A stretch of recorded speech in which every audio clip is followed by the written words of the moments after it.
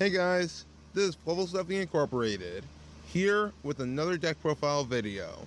And today, I'm doing Teleport Dark Armed, or TeleDAD in short. This deck was the original Tier 0 deck. This deck brought up the term Tier 0. Cyberstein OTK can count as Tier 0, but then again, this deck was often referred to as the original Tier 0 deck, which I can full-heartedly agree with. Because with this deck, during its time, it was able to get out Dark Armed Dragon, Stardust Dragon, Royal Guardian, and Thought Ruler all in the first turn with cards like Royal Oppression and Solemn Judgment while they were still legal. That being said, this deck was very powerful in its prime. It's still pretty strong today. I'm not going to say it's going to be competitive Tier 0 again-ish, because it lost a lot of its resources, but even then, the deck is still very, very usable. The deck is still fun to use. It could be a roguish deck-ish, and That being said, let's get right to the deck list. We're going to see why that in its prime, that pretty much if you didn't play Teleport Dark Armed in its time, you pretty much lost the game. That being said, let's get to the deck. Starting off this deck list, we have one Dark Armed Dragon, for namesake. He's the boss monster of the deck, well, the main deck at least. There are stronger single monsters, but hey, this card wins you games if you get this guy out, so one Dark Armed is great. Now, 3 Destiny Hero Malicious, because he's your main target for Destiny Draw, searchable by Shadow Mist. There's a lot this card can get sent to the graveyard for. It can recover itself and becoming the main fodder for your synchro plays. Now, one Shaddoll Dragon, because it gets rid of back row problems, and it gets rid of domain, which I would just love to have happen every time I dueled against Monarchs, which it usually does. So, Shaddoll Dragon at 1 is just fine. 3 Dark Grepher, because he's your main way to get your darks in the graveyard, and he's very searchable with Rhoda and other cards like Allure and stuff, so 3 Dark Grepher is fine. 2 Destiny Hero Diamond Dude, because it's very searchable in the deck. Also, he's a level 4 monster we could use. It's effect I could definitely use since I have a sufficient enough amount of normal spells in the deck. But even then, I don't use it much, so yeah, Diamond Dude at 2 is just fine. 2 Armageddon Knight, because he's another way to get your darks in the graveyard. Also, he can, send Shadow Mist to get a Mally for Destiny Draw plays, Place Rare for your Synchro plays. There's a lot this card can do, and without much cost as Dark Grepher does. So, Armageddon Knight at 2 is just fine. 2 Elemental Hero Shadow Mist, because there's no way to get this guy out. It can search heroes, it gets rid of your mass changes. This card can become a major player in the game, because it can search out your Mallies for Destiny Draw. It can search out your mass changes for Dark Law. It can search out Diamond Dude if you ever wanted to. Just Shadow Mist is a multi-function card. Also, she's a dark. I don't even know what this thing is. Is it a boy or a girl? Please tell me. But yeah, this thing at 2 is great in the deck. 3 is way too much, so keep it at 2. 2 Summoner Monk, because I have more than enough darks in the deck. This deck is more ranked core than the average TeleDAD deck you may see nowadays. It's just random nowadays. So, Summoner Monk has a lot of targets, being Dark Grepher, being Armageddon Knight, being Shadow Mist. This card is very versatile. That's why I would make 2 on the deck. 1 Krebons, because I have 2 E-Tellies in the deck. The card itself's not too good, but once you throw E-Telly into the mix, it's a good level 2 tuner you could use for your level 8 plays. Now, rounding out the monsters, we have 2 Blade Spreader Zombies, because this card can revive itself. It's your main level 2 tuner for the deck. Also, we can, just bring itself back with Mally to get level 8 plays going. So 2 Blade Spreader is great, very sendable with cards like Armageddon Knight and Dark Grepher. Moving on to the spells, we have 2 Allure of Darkness, because this deck is full, well, its monster lineup is all Dark monsters, so 2 Allure of Darkness is more than welcome in the deck. Then there's 2 Instant Fusion, because I have 1 target being Norden, and I can recover it back with the Gutsural Emerald, or I'll just take him down on that same turn. So, yeah. Also, with Instant Fusion, I can just send it with Summoner Monk to get another level 4 from the deck. So, it's not too bad in the deck. It's great.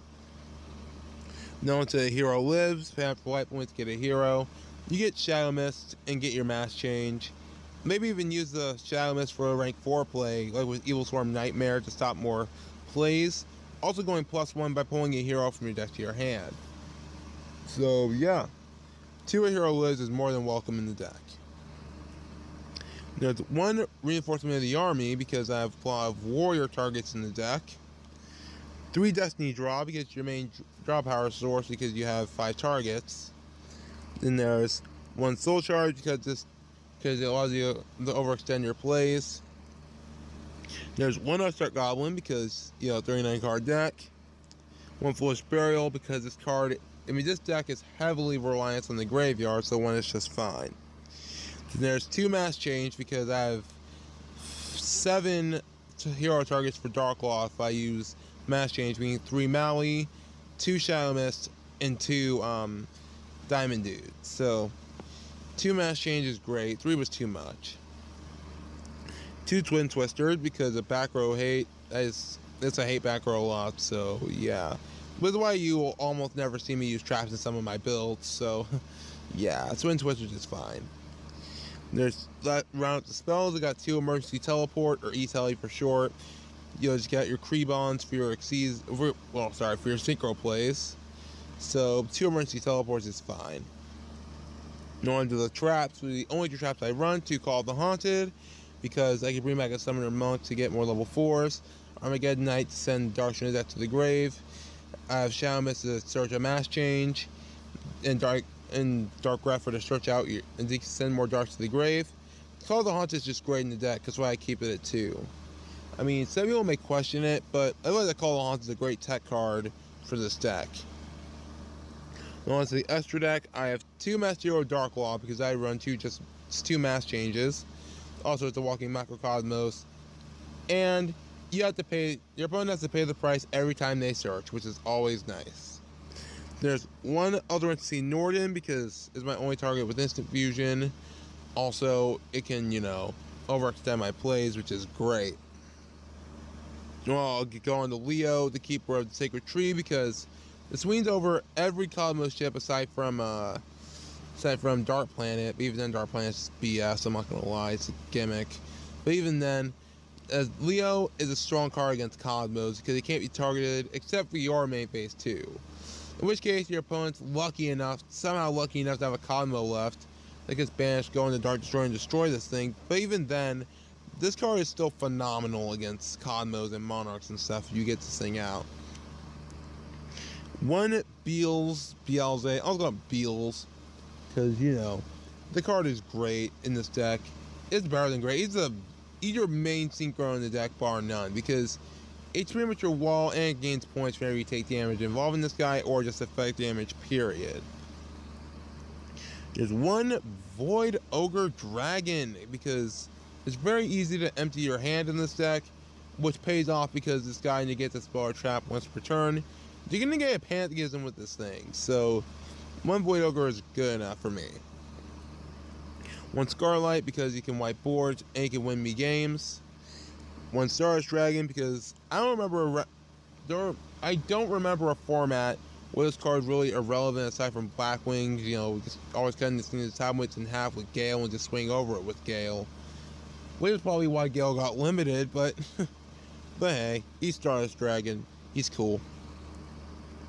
Now round out the synchros, 1 Goyle Guardian, because I needed a level 6 target somewhere. Also, you can take monsters aside from pendulums. So this card is great in the deck. I feel like it's the best level 6 out there. When Coral Dragon comes out, I'm probably going to run it over Goyo, so yeah.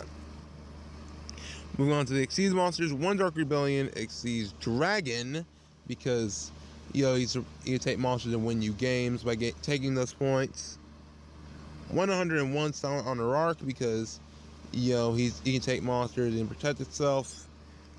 There's 1 Castell because most use rank 4 out there, probably my favorite. 1 Degusto Emerald to help me recover my resources. 1 Abyss Dweller because, you know, he stops graveyard effects, stopping mermails, cosmos, monarch kind of. This Abyss Dweller is a multi-function card in itself, very much worthy of being a 1 of. Then lastly, but not least, one of my most used rank 4 in the deck, Evil Swarm Nightmare, because this freaking card is a great first turn card, because if your opponent's spell summons, you can detach to a non-targeting Book of Moon effect. I mean, this card may not be beefy or even powerful for that matter in terms of attack points and defense points, but this card is very defensive and very great because it can help you protect your plays, it can help you get around mermails, BA most of the time. You just get around so much with Nightmare, it's just great. You have all the dark targets in this deck to summon this thing. So that's it for my deck, guys. If you guys like this video and this channel, go ahead and hit that like button and subscribe. So, talk to you later. Fluffal stuffing.